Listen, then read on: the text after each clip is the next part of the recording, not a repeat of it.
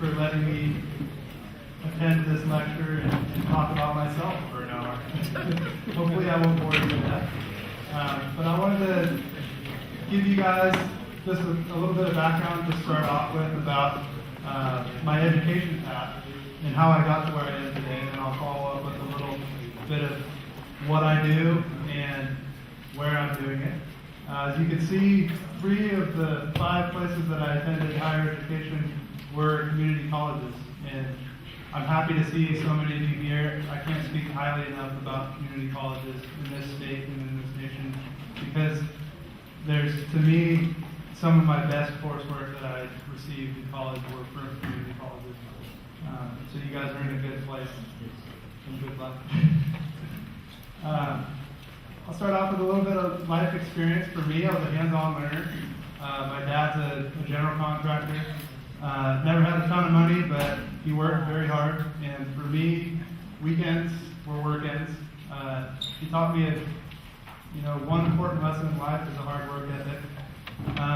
And he liked how cheap the labor was, because he didn't pay me a whole lot. But I learned a lot of lessons from him. When I was younger, I always thought that I'd want to follow in his footsteps, but as I got older, towards high school, I realized that, maybe backbreaking work every day is not the right thing for me, and there may be a way to work a little smarter and maybe not so hard in terms of physical.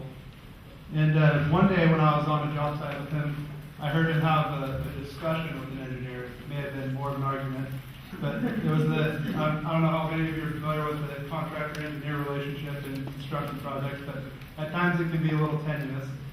And I actually heard this engineer win the argument against my dad, and it made me think, hey, he made my dad change his mind, and maybe there's something to this engineering gig. And that was kind of my first little spark in giving me an idea of what I wanted to do. In terms of the smarter, not harder approach, I just wanted to show a quick example of a project that I was able to help my dad with. I did the engineering for this building. It was an old farmhouse that the owner wanted to salvage, and they wanted to move it off of its old foundation. You can see the picture on the upper left there is the building where it originally stood, and the new foundation ready to receive it. And in terms of smarter, not harder approach, my dad wanted to hire like 40 guys and put this thing on rollers and push it over. And so I worked with him and, talked him into there's an easier way to do that. Let's underpin it and take it with a crane and move it. And so it took 2 guys to move this building. So he's slowly been coming along to the smarter, not harder approach. And a little bit of other background, when I was in high school, I was realizing that I didn't really want to do what he did, and I started thinking about other things. Maybe I wanted to be a mechanic, and turning wrenches was great. And then I replaced about 50 alternators in different vehicles, and realized it's kind of boring, changing the old alternator on a car that's not mine. And it's a lot more fun working on my own car. But the story behind this is it's a little example of a little project I had on my truck. I had a broken part, and it was because of a poorly designed piece, and I ended up kind of re-engineering it and strengthening it, and was able to use a lot of the knowledge that I gained from that early lifetime experience. So you never know what your current work experience is going to allow you to do in the future. And those lessons you learn stick with you for life. High school, a little bit background on me. I'm from Haskell Bay, California, so pretty close nearby. My local high school wasn't really known for its academic program, but I had one fantastic teacher, Barbara Hedrick, who was my chemistry and physics teacher, and she literally lit the spark for me one day in our chemistry class. She let me ignite a balloon filled with hydrogen. And for those of you who know, hydrogen chemically reacts with oxygen very well. If you've ever seen a balloon like that explode, it sends a shock wave towards your face. They don't let them do that anymore for obvious reasons, but at the time I was lucky enough to be the student who got to put the match on the stick and hold it back and watch that thing blow up. And after that, it was just like, man, science is awesome. I love this. And all these life lessons were kind of guiding me towards what I wanted to do. But I still really didn't know what I wanted to do. And so I chose the community college option because I didn't really have focus. I knew I liked math and science. I just didn't really like English and history much, but I always did well in my math and science courses. So I took a couple colleges at CSM, and then I wanted to get the heck out of Athens Bay. So I moved to the foothills near Sonora. There's a little college called Columbia Junior College. I actually worked part-time at a ski resort and had a tough time focusing on school because snow was so fun. It happened to be El Nino season, and I worked a lot more than I should have, and learned the hard lesson that you really need to just pay attention in school. Don't do it half-hearted. Give it all you've got, because if you don't get the best grades, you're not going to be able to move on. And for me, I was lucky enough that I was taking a broad swath of courses that were not transferable, and I didn't really work too hard at it. And my parents basically gave me the ultimatum: you're gonna come home and work full time, or you're gonna get serious about school.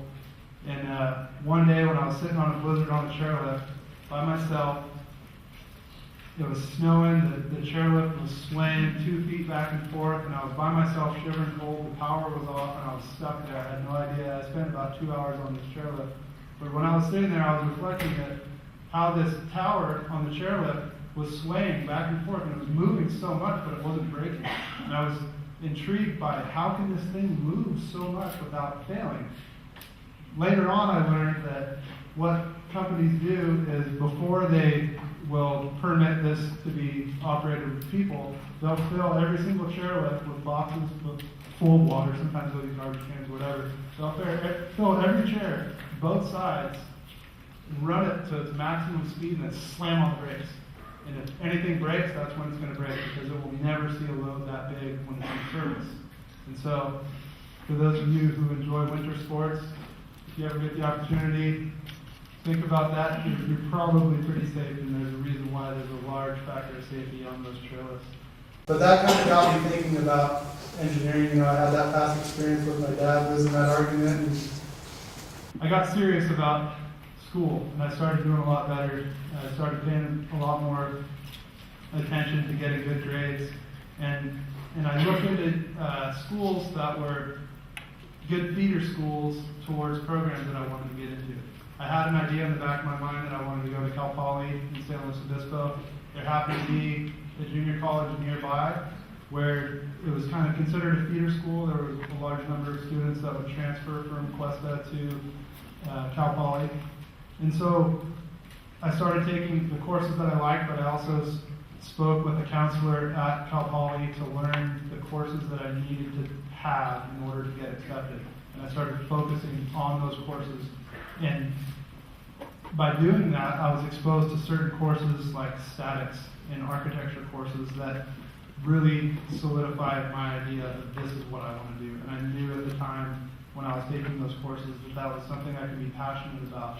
By having that passion, I feel like I was able to focus even more, and my grades went through the roof, and then I got into Cal Poly, fortunately, and it's all, looking back from there, I can't believe how fortunate I was to get through that program. But the teachers that I had at Cuesta College, some of them actually taught at Cal Poly as well. And it was a semester program, so the courses were longer. I actually felt in some ways that the courses were more challenging, and I got a lot more out of them at community college than at the university level. So just so you guys know, community college, I'm sure you don't know already, but community college is outstanding, and I can't speak highly enough about it.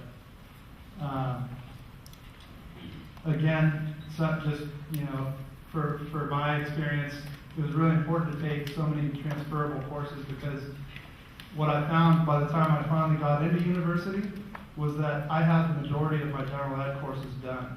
And the benefit of that was when I got into my program, all I had to take was my major-specific courses. There was a couple of general ed courses that weren't offered at community college level that I had to take, but for the most part, I focused primarily on my major-specific courses. What was nice about that was a lot of my friends who started university from freshmen had to take all their general ed stuff at the same time, and they actually weren't able to take all of the courses offered by our department for our specific major. Since I had all that done, I actually took all but one of the courses that were offered by my department, which I feel strengthened my knowledge base in my particular field quite a bit.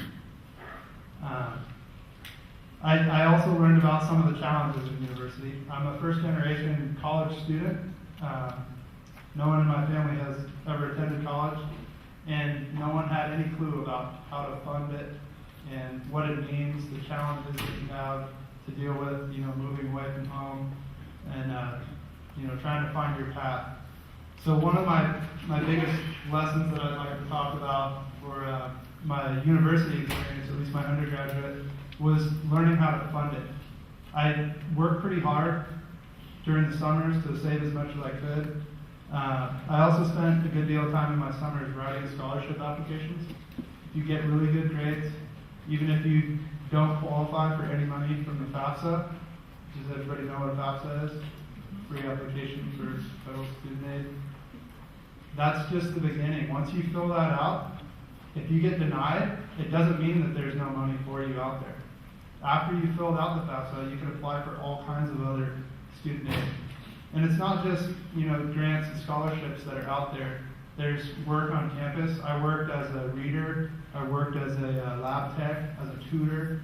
There's all kinds of ways to find more resources. So, you may have to work a little harder. You may see some of your friends going out to more parties and things, but one of the benefits for me being a little bit older, I was 4 years older on average than most of the students that I had attended university with because I had taken the JC route.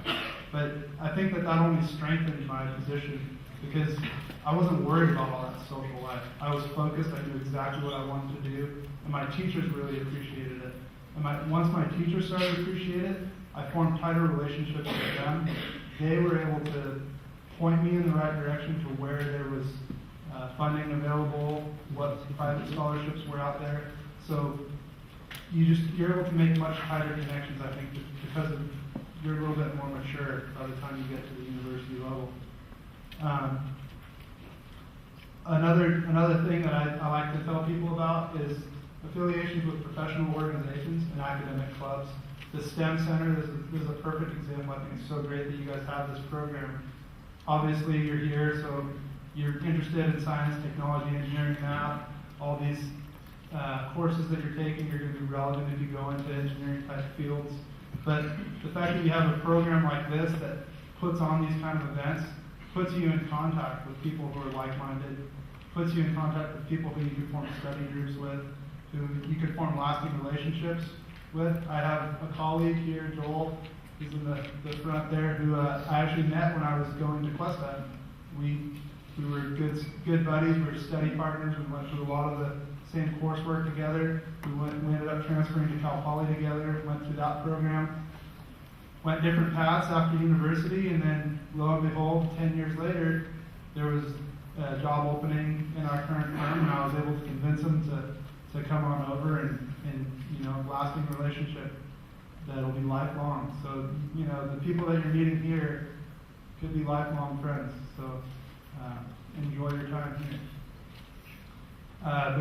Because of all those reasons, like I was saying, I feel like it was my maturity level, my focus, all those things contributed to getting really good grades.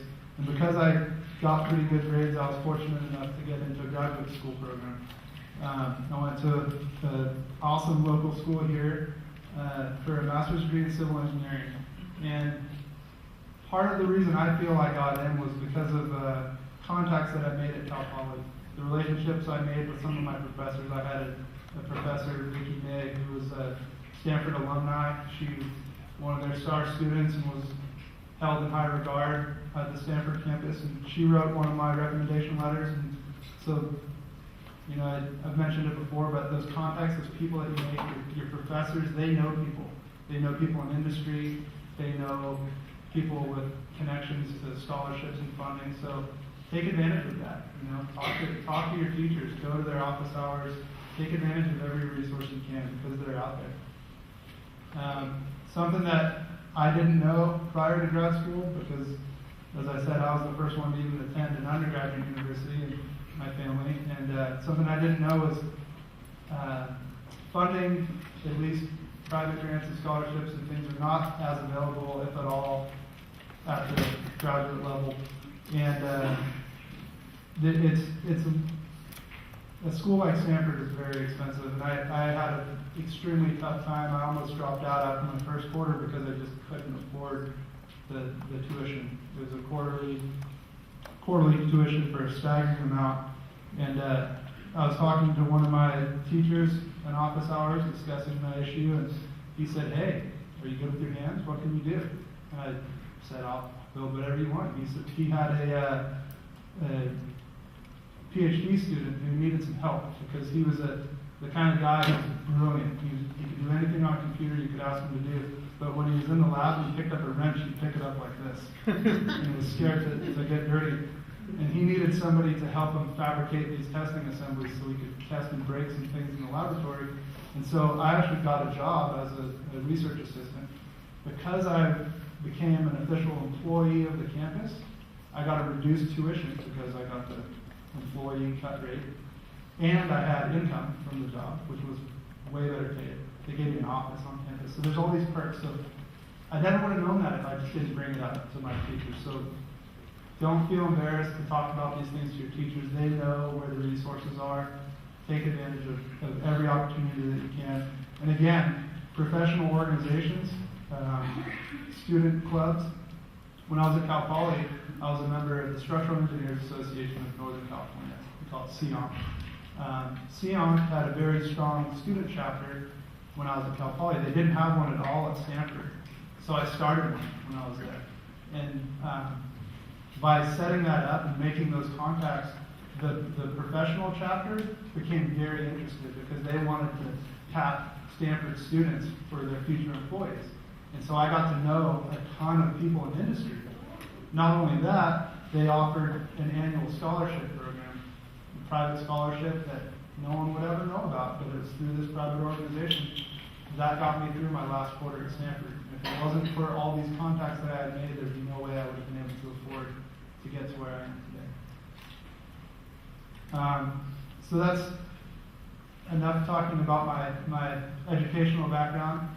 My path to engineering licensure, I just want to talk a little bit about it so that if anybody out in this audience is striving to be a structural engineer someday, there's certain steps you have to take to actually get a license to practice structural engineering in California. The first step is the engineering training called an EIT. You take a fundamentals of engineering exam. Typically you need 3 years or more of college level or related work experience to get it. After you've had your EIT for 3 years, you can take the PE exam. The PE is also sometimes called the civil engineer. After you've worked as a practicing civil engineer for 3 years, you're then eligible to take the SE exam, the structural engineer's exam. So after a total of 9 years, you get to take this exam that if you pass, you're lucky enough to call yourself a structural engineer. I've been told it's equivalent to the bar type exam in terms of level of difficulty, but for me, it's something that I'm very proud of that I was able to get to that level. And it was a goal that I set when I was in community college to become an SE and to practice as a structural engineer. So I'm sure you guys will have a copy of this, but I tried to throw in some links to different websites that may be of interest to you guys. So that's the path to being an engineer. And so I love this quote. I wanted to share my next topic of discussion is what is a structural engineer? What do I do? I'll let you guys read this. I think it's a fantastic quote because it's so true. And for me, one of the most important things that I have to realize every day is to not be too confident in what I'm doing. Because it seems like when you start to get confident is when you're going to overlook something. And in my industry, if you overlook something, people could die. And it's a very serious industry. It's very litigious. People get sued in my industry frequently for good reason. So I like this quote, and I think it rings very true because we have to just do the best we can, be as precise as we can, but we have to know that when we're building computer models, when we're doing hand calculations and analysis, all these things are based on assumptions and approximations of the reality. And the reality could be far different, so just do the best we can. I wanted to throw some tidbits of engineering failures to show you some examples of some of the most famously studied engineering failures, for the sole reason that as a structural engineer, most of the body of knowledge in structural engineering has been learned through failures. A lot of times we think we know what we're doing, we build something, it fails, and then it's researched intensively, and we learn why it failed so that we don't repeat that mistake again. And this has been something that has continued since the times of the ancient pharaohs in Egypt.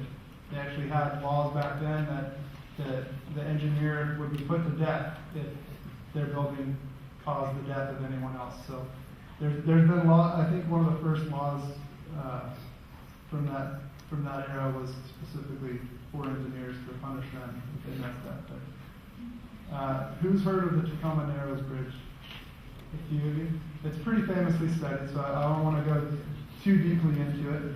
But this bridge, it was nicknamed Galloping Gertie by the guys who were building it. During construction, they noticed on windy days that this thing would start to sway quite a bit. So much so that one day in 1940, there were some particularly high winds that caused a condition known as aerodynamic flutter. At the time, it wasn't known about. You can see this poor gentleman in the car there was a reporter who was there for the day to document because he had heard that there was so much movement on this bridge. Unfortunately, there was so much movement that he wasn't able to get his car off the bridge. The only casualty from this accident was his dog that was in the back of that car.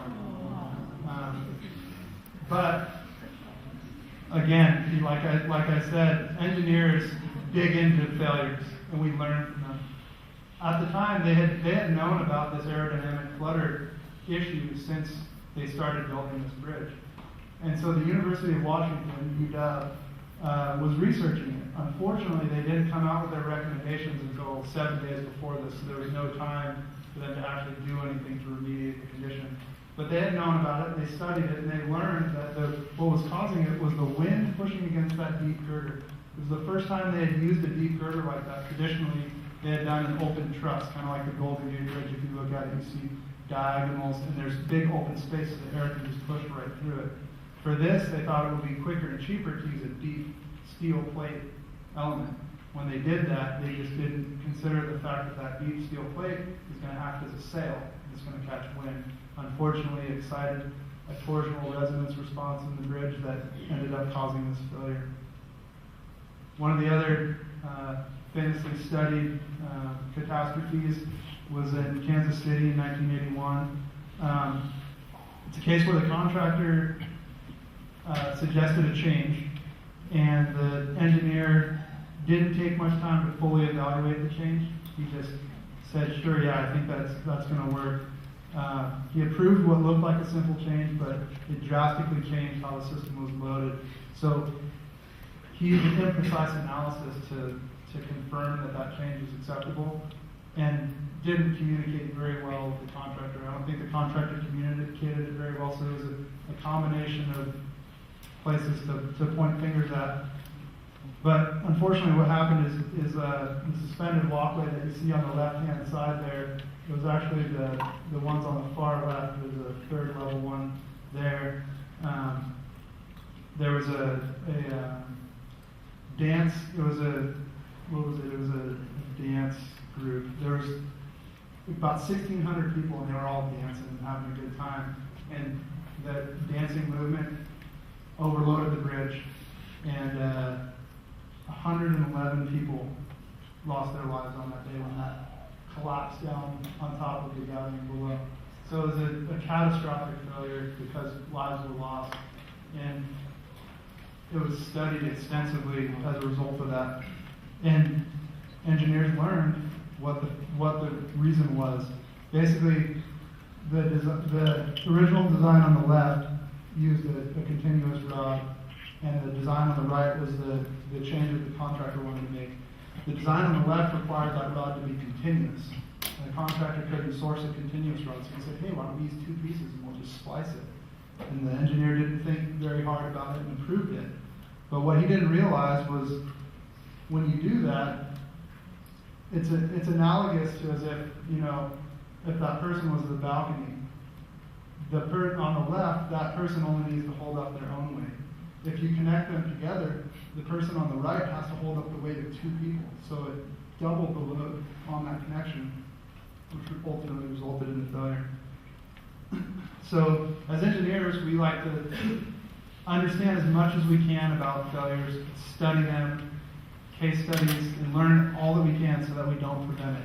But it's not the only way that we can create failures. We can create them in the laboratory.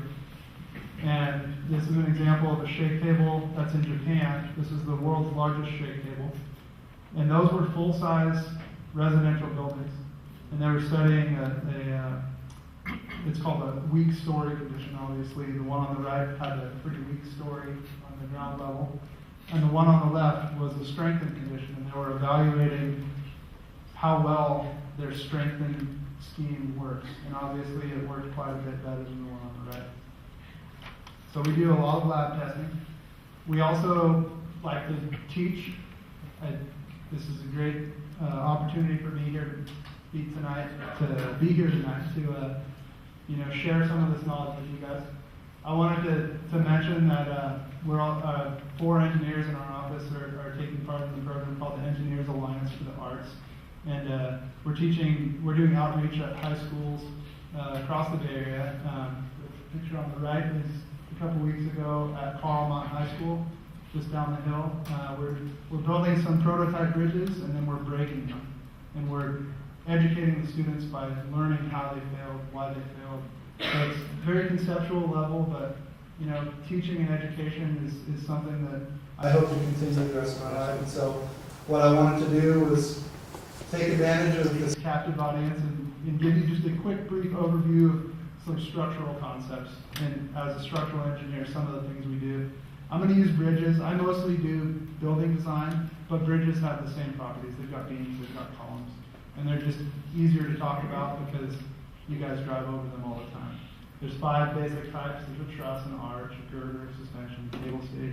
There's other types, but generally they'll all fall into one of these categories. A truss resists its load primarily through tension and compression. The top core element, it's called, the elements that are in green on the top there, are the compression cores. And when a load's applied, where those red arrows are, when the beam tries to bend, the top compresses and the bottom pulls apart. And the bottom, when it's pulling apart, puts those elements in tension. And all those blue elements are in tension, and the green elements are in compression. So trusses resist their loads primarily through axial tension and compression. Pretty basic concepts. When you think about it, I'm sure it makes a lot of intuitive sense. Then there's girders. Girders resist their loads primarily through bending. There's a lot more to this. Shear, for example, is transmitted through the web of the member, but that's a whole different issue. But in terms of how it's resisting the loads, it's very similar. When that beam bends, the top of that beam element, the extreme fibers of those elements, are either compression on the top or tension on the bottom.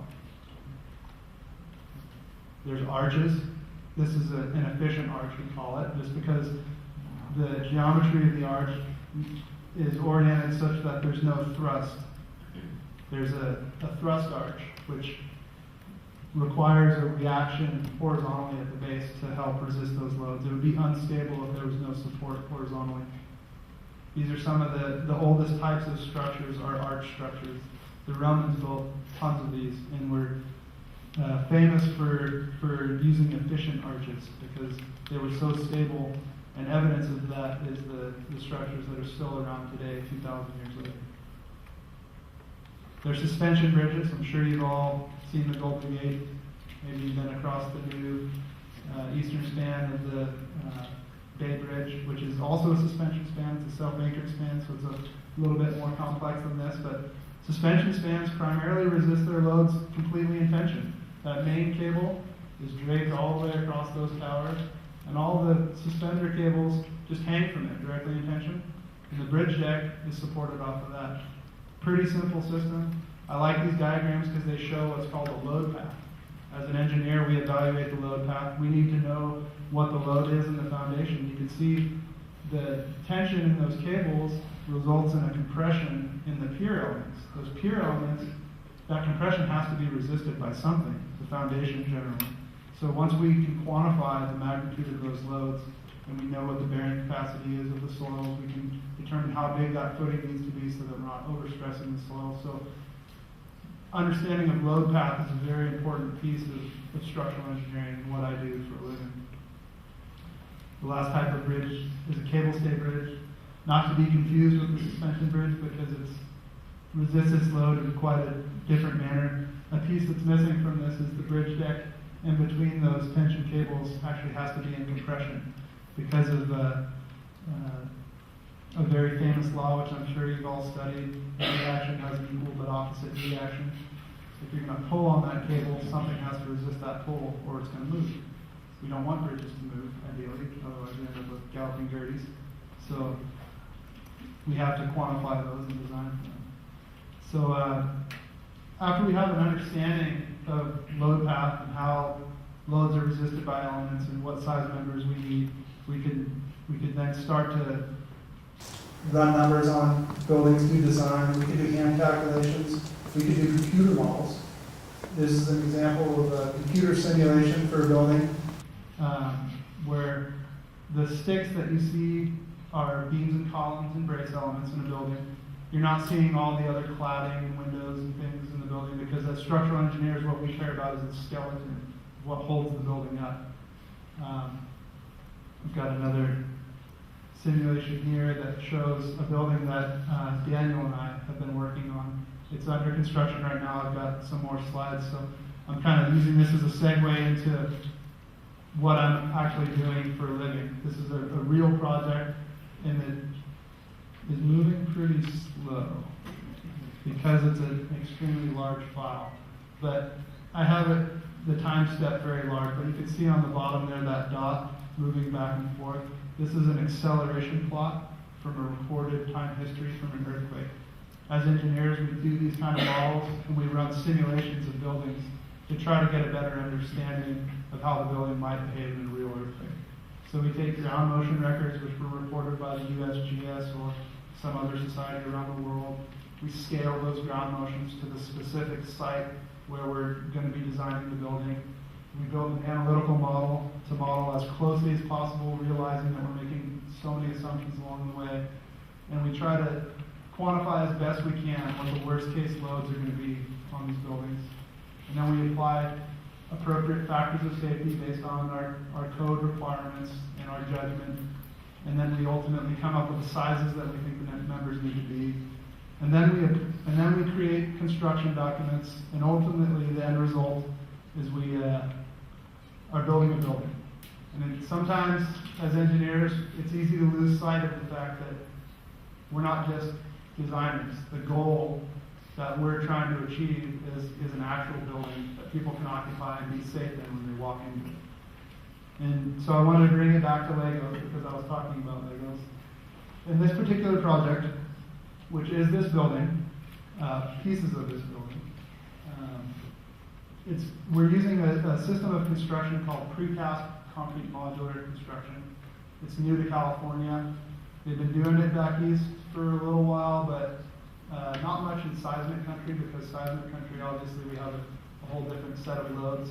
There's times when we're designing our buildings for loads horizontally, lateral loads, that could be as high or higher than the gravity loads of the building itself. So you can imagine if you're designing a building to stand up, if you took that building that's horizontal and you flipped it on its side, it would have to have enough lateral capacity to hold itself up. So a full G, a full one gravity of acceleration, sometimes can be exceeded very easily in major earthquakes. So when you see buildings with big braces and big elements, and you hear people complaining about that, usually there's a good reason why, and I'd rather be in a building like that. But this type of construction uses a pretty novel approach. It's precast, so what they're doing, these are called casting beds. So each of these green pieces here, there's steel formwork. These pins that you see are basically, they're called lineman pins. They're to hold the wall forms. So concrete, the way concrete is usually made is you'll create a form on one side, you'll lay in some reinforcing. In this particular instance, not only do we have reinforcing on the bottom layer, in between that layer we have tons of conduit, we've got plumbing, we've got mechanical, we've got all kinds of things that fit within that sandwich. After they put in all that other conduit stuff, then they put the top layer of reinforcing in. So this particular slab has 2 layers of reinforcing, top and bottom. We were talking earlier about the girder elements. Girders, beams, slabs resist loads through bending. So you get that tension on the top, compression on the bottom. This cantilever could be the opposite. But we use steel and concrete to resist tensile loads. Because if you think of rocks or dirt, you can't push on those types of materials. You can't pull on those materials very hard until they split. They don't work well in tension. But steel works very well in tension. So we designed steel to take the tensile loads. But concrete, you imagine a rock, you can't squeeze a rock very well. Concrete works very well in compression. So we use the composite nature of those materials together to take advantage of the beneficial properties of both. So for concrete, we typically always have steel reinforcing that's designed to take the full tensile loads, assuming that the concrete will crack.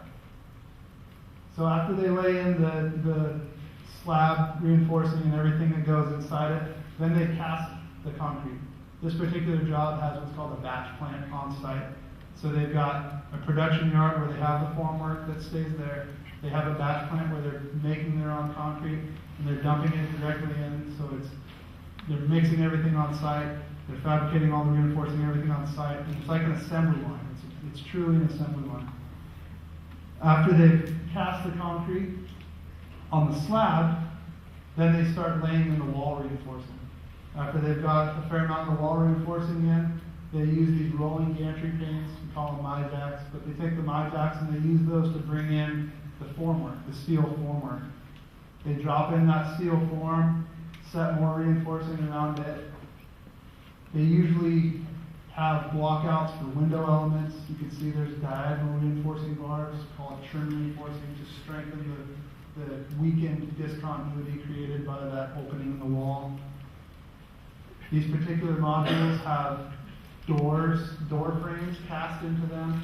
They've got wall outlets for switches, for fans, for thermostats, for you name it, anything that needs to be in a wall, fire, smoke detectors, mechanical penetrations, all those things are included. And then they close up the form. After they close up that form, they cast it by just filling concrete from the top. And all this time, they haven't moved it from that spot where it is in the casting bed. But once they strip those wall forms off, now they've got a completed concrete module with the floor slab and the walls in place. So they use that my-jack. You can see this particular one has 4 beams that have 2,625 ton capacity for each one. Each of these modules on average weighs about 220,000 pounds when it's bare concrete.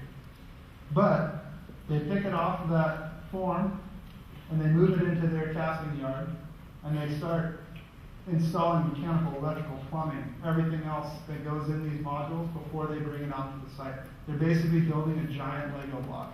And when they bring it out to the site, it's complete with everything that it has inside it. And they just set it and go to the next one, set it, go to the next one. So it makes for a very rapid construction sequence if everything is going right. They put in the steel beams, the metal decking for the roof, everything in place. Once they've got that, because they're basically just moving this right off the casting bed because they need that casting bed to start the next one. As soon as they pick that off the casting bed, they start right next to it. These guys are next stop in the assembly line. So it's moving along like an assembly line, just like James Ford created. After they've installed all the beams and plumbing and everything that they need, they use that my-jack to set it on a rolling trailer. Discovery Channel had a great program at one time about house movers, and they use trailers like this to move houses miles.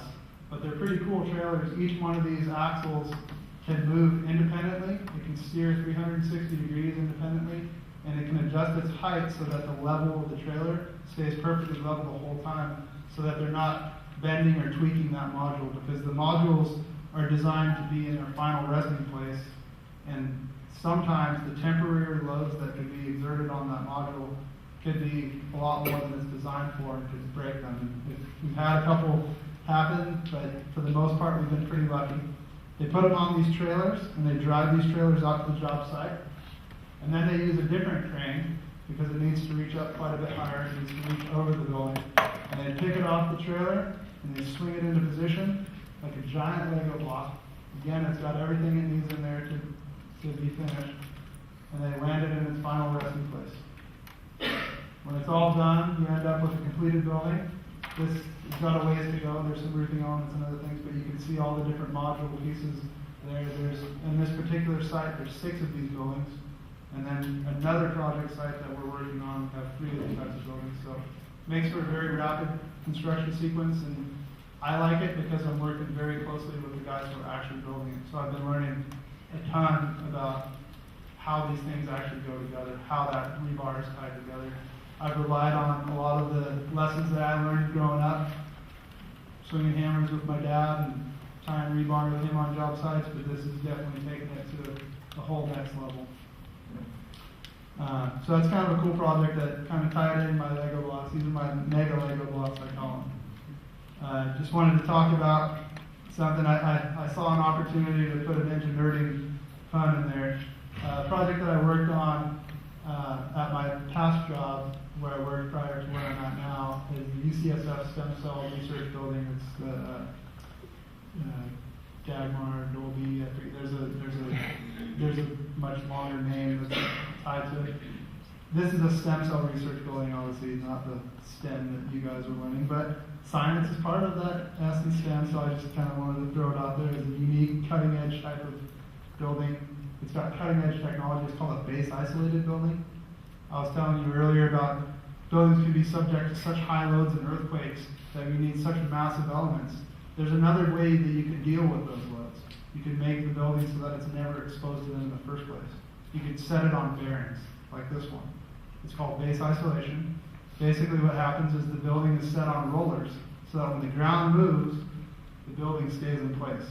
Kind of like if you were to rip a sheet off the table, the inertial mass of the dishes on that table are higher, they create a higher resisting force than the force of ripping that sheet out from underneath it, so they stay in place because they have enough inertial mass to stay there. So in an earthquake in a building like this, it has a high enough inertial mass that the ground will shake beneath it, and the building will essentially stay in place. You'll get a little bit of residual movement because there's friction and other ways that some load gets imparted to the building. But when you base isolate a building, you can cut the seismic demands to downwards of 5 to 10% of what they would be in an unisolated building. So I thought it was kind of a cool example of some cutting-edge technology. The last thing that I want to talk about, something to bring it all home for you guys, is my company, ZFA Structural Engineers, is working on a project. Daniel, another one of my colleagues over here, is the project manager. That way they can ask you all the questions. Daniel and I have been working on this project for a couple months now. It's really starting to get hot and heavy into design, and we're sizing those columns and beams and things, the elements that you're probably going to see, maybe if some of you are around. We expect construction to begin in 2016. Probably won't be done until early 2018. This is an approximation because, as I've learned, construction schedules tend to slip. Sometimes they finish early, but usually tend to be early. A couple cool renderings of the project for those of you who are interested. I was talking to Aaron earlier. He mentioned that he was using your old kinesiology center and thought it was kind of an archaic place. From what I hear, this place is going to be pretty world class. You can see on the right there's going to be a swimming pool. It's not shown in this plan, but there's going to be a nice pool, awesome facility, indoor facility. And with that, I wanted to end with kind of a cool little fly around while I answer some questions. This is a rendering from the architect who's working on the project. Yeah. For the cement and steel structures that you're using to build these buildings and the mega blocks, how does that affect temperature control for like air conditioning and keeping the buildings That's a fantastic question. You must be a striving mechanical engineer. Actually, concrete can be very beneficial for buildings because it's got what's known as a high thermal mass. It takes quite a bit of heat energy to change the temperature of that concrete. So throughout the nighttime, the concrete can cool down. And throughout the daytime, when it gets very hot, those hot temperatures take a long time to heat that concrete so it stays relatively cool. And it can actually be a beneficial form of passive cooling or heating, depending on how it's designed. These particular modules, we have a layer of foam insulation at the exterior. So we have a thin concrete shell, foam insulation, and then a thicker structural shell. So there is some thermal break as well. That's a good question. Anyone else? About the building with the bearings, how did the building with the bearings that you're talking about? Yeah. Why would you think of just doing that? Why would you think of isolating the building? Yeah. Well, for that particular building, it was on a very challenging site. It was on a hillside. You could see that it had that system of truss lattice underneath it to hold it off on the hillside. That particular building housed laboratories where they're doing some pretty intensive stem cell research, very sensitive equipment that would get damaged by even moderate earthquakes.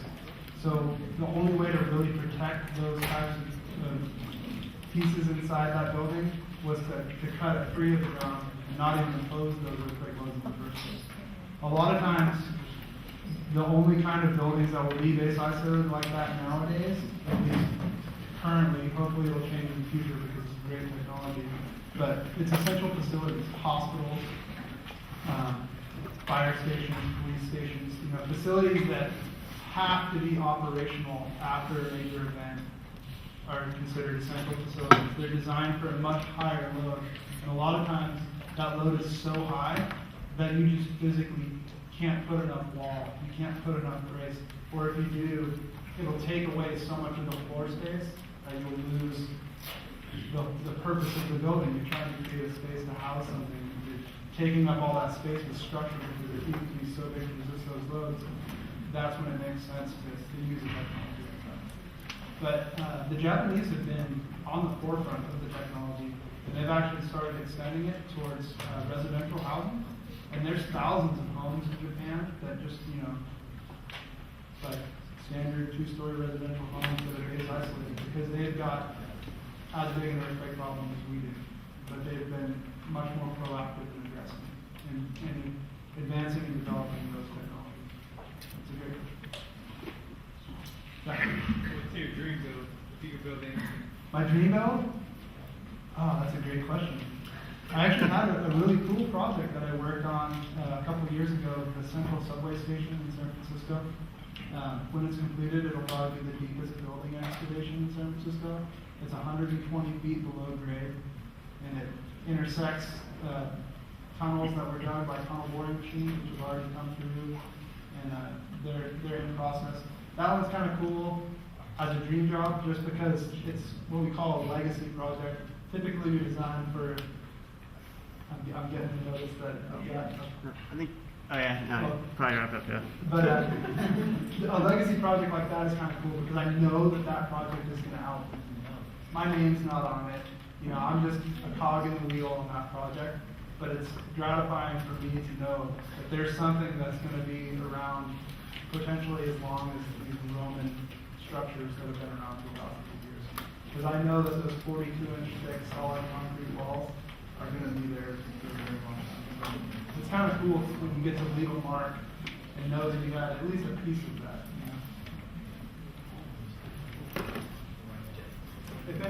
He's going to hang around for questions. I know some of you guys have class, so let's give a round of applause to David.